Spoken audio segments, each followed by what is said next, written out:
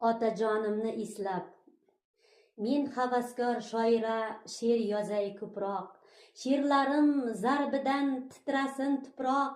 Jo'sh urib kelganda agar ilhomim, qog'ozga ko'chirgim har lahza onim.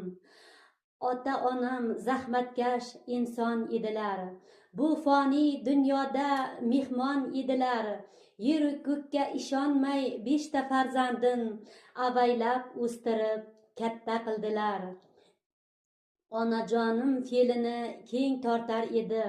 Hayot aravasin teng tortar edi. Yedirib, ichirib, borini berib, farzandlariga mehri xo'p ortar edi. Paxta maydoniga otlanib o'zni, g'o'zalari qiyg'os yashnatar ko'zni.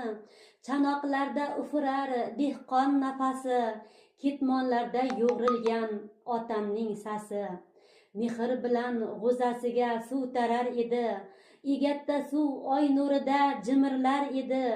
Noyabrda bo'lar edi hosil bayrami, otam uchun dehqonning eng yaxshi oni. O'choq boshida onam kuymalanardi. O'gra oshi bir pasda qiymalanardi.